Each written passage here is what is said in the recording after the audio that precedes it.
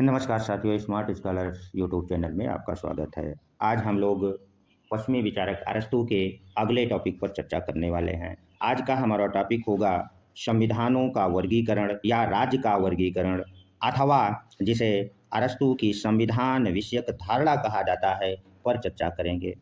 किंतु टॉपिक पर हम चर्चा करें इससे पहले ऐसे विद्यार्थी जो इस चैनल से आज ही जुड़े हुए हैं, उनको बता देना उचित जान पड़ता है कि प्लेटो से संबंधित कंप्लीट वीडियो हमने पहले बना दिया है और अरस्तू से अब तक 4 वीडियो बन चुके हैं, उसे देख लें ताकि जो आने वाली परीक्षाएं टीजीटी, पीजीटी और असिस्टेंट प्रोफेसर की लगी हुई हैं, यदि वहाँ से प्रश्न पूछा जाए तो आप गलत ना करके आएँ। यही हमारा मोटिव है और उद्देश्य भी है कि आप अपने लिए एक स्थान सुरक्षित कर पाएँ। चलिए अब हम लोग शुरू करेंगे कि अरस्तू का जो राज्यों अथवा संविधानों का वर्गीकरण का सिद्धांत है या जिसे संविधान विषयक धारणा कहते हैं, इससे क्या अभिप्राय है। तो अरस्तू अपने संविधान विषयक धारणा का विवेचन अपनी प्रसिद्ध पुस्तक पॉलिटिकस में करता है। यहाँ से भी प्रश्न की संभावना बन जाती है कि आपसे पूछ सकता है कि अरस्तू संविधानों का वर्गीकरण या राज्यों के वर्गीकरण अथवा संविधान विषयक धारणा का विवेचन किस पुस्तक में करता है, तो वह अपनी प्रसिद्ध पुस्तक पॉलिटिकस के तृतीय खंड में यह संविधानों का वर्गीकरण या संविधान राज्यों का वर्गीकरण या संविधान विषयक धारणा का विवेचन करता है। संविधान विषयक धारणा का विवेचन करने से पहले वो ये बतलाता है कि नागरिकता का अर्थ राजसत्ता में भाग लेना। इसके पहले वीडियो हमने अरस्तू को का नागरिकता से संबंधित है, उसे आप जा करके विस्तृत रूप से पढ़ लें।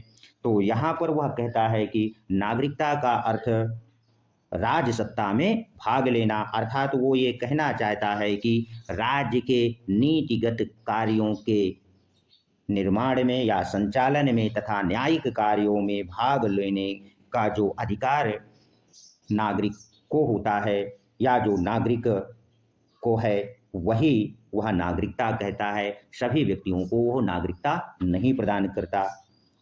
यह अधिकार किन्हें, अर्थात नागरिकता का जो अधिकार है, किन्हें और किस रूप में मिलना चाहिए, इसका उत्तर वह अपने संविधान विषयक धारणा में अर्थात राज्यों अथवा संविधानों के वर्गीकरण में करता है।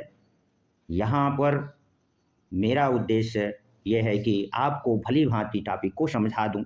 तो आप पहले अरस्तू के नागरिकता से क्या अभिप्राय है, क्योंकि आज जिस नागरिकता को हम आप समझते हैं उसका उससे कोई लेना देना नहीं है। वो नागरिक किन्हें कहता है उसको जान लेंगे तो इस टॉपिक को समझना आसान हो जाएगा। तो चलिए अब हम राज्यों अथवा संविधानों का वर्गीकरण या संविधान विषयक धारणा के संदर्भ में अरस्तू क्या कहता है। अरस्तू के अनुसार संविधान या पॉलिटी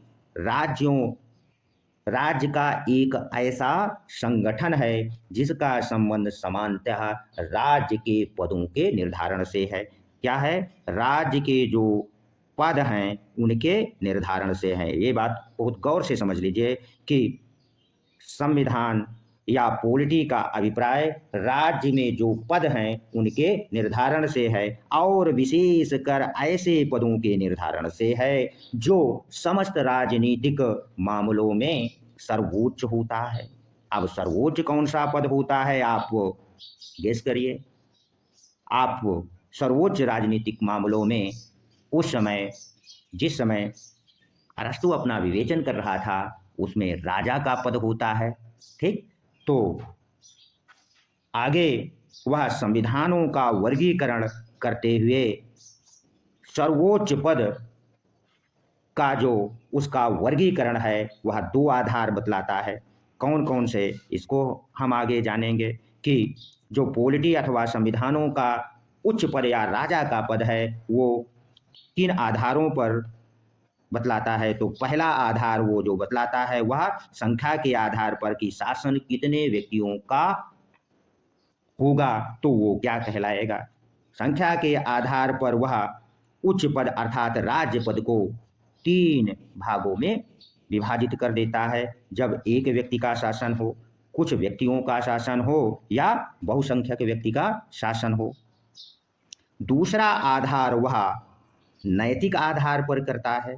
दूसरा आधार क्या है? नैतिक आधार पर। नैतिक का मतलब है गुणों के आधार पर राजा में कौन से गुण हो सकता है? स्वाभाविक गुण अर्थात नेचुरल नैतिक, और जब यह नैतिक गुण बदल जाता है अर्थात बुराइयों से भर जाता है तो वह उसे विकृत रूप कहता है।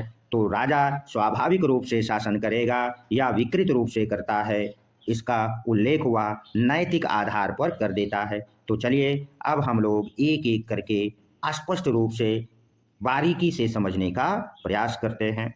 तो संख्या के आधार पर जब वह उच्च पद अर्थात शासक के पद को बतलाता है तो वो कहता है कि जब राज्य में अर्थात पॉलिटी में या संविधान में एक व्यक्ति शासन करता है तो वो संख्या, और वह शासक नैतिक आधार पर 2 रूपों में शासन कर सकता है। पहला वह स्वाभाविक रूप हो सकता है अर्थात उसमें जो नैतिक गुण हैं वह नेचुरल रूप से हो सकते हैं, और दूसरा यह हो सकता है कि वह विकृत रूप से शासन करना शुरू कर दे अर्थात उसके अंदर जो गुण आ जाएं वो विकृत हों। तो स्वाभाविक गुणों के अनुसार जब राजा शासन करता है तो जब स्वाभाविक गुणों के आधार पर एक व्यक्ति शासन करता है तो उसे वह राजतंत्र कहता है। क्या कहता है? राजतंत्र कहता है। अर्थात एक व्यक्ति का जो शासन है यदि वह स्वाभाविक गुणों के अर्थात नैतिक गुणों के आधार पर राजा शासन करता है तो उसे वह राजतंत्र कह देता है, और वही एक व्यक्ति का जो शासन है वह विकृत हो जाता है अर्थात विकृत रूप में करता है तो उसे वह आततायी तंत्र कह देता है। ठीक, अब हम लोग दूसरे संख्या के आधार पर जब वह यानी अल्पसंख्यक लोग शासन करते हैं तो वह किस रूप में बांटता है नैतिक आधार पर, इसकी चर्चा कर लें। अल्पसंख्यक का तात्पर्य है जब शासन सत्ता थोड़े से व्यक्तियों के हाथों में होती है तो वह उसे अल्पसंख्यक शासन व्यवस्था कहता है, और इसमें जब थोड़े से व्यक्ति नैतिक आधार पर शासन स्वाभाविक रूप से करते हैं, किस रूप से? स्वाभाविक रूप से करते हैं तो उसे वह कुलीन तंत्र बोलता है।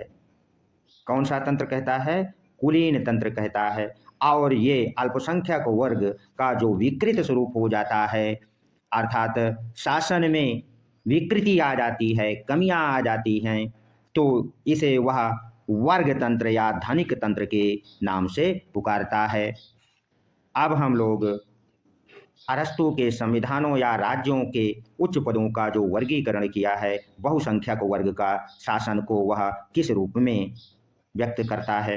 तो जब राज्य में बहुत अधिक लोगों को शासन होता है, संख्या के आधार पर शासन करने वाले लोग बहुत अधिक होते हैं तो बहुसंख्यक शासन के नाम से पुकारता है, और इसके भी वह नैतिक आधार पर 2 रूप बतलाता है। जब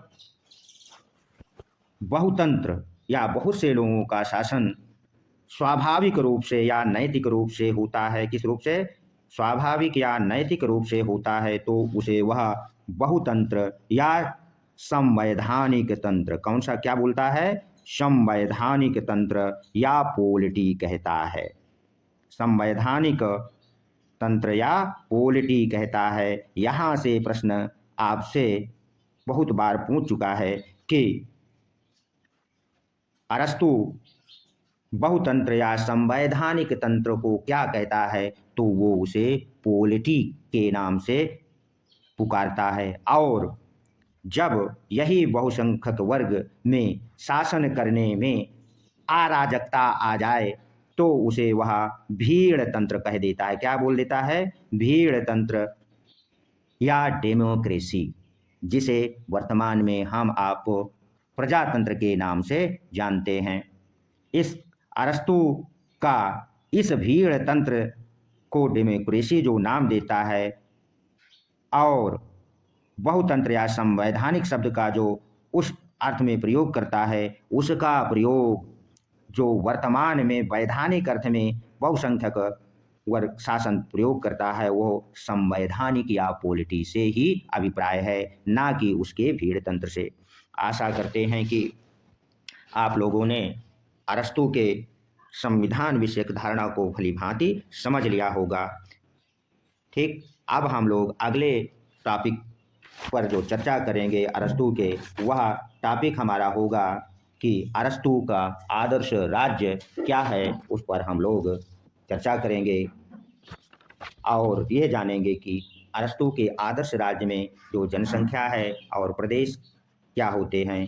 तो यदि वीडियो आपको अच्छा लगा है तो इसे सब्सक्राइब कर दें, लाइक कर दें, ताकि हमारा मनोबल भी बढ़ता रहे और आपको समय समय पर जो वीडियो हम डालें वो मिलते भी रहें। धन्यवाद।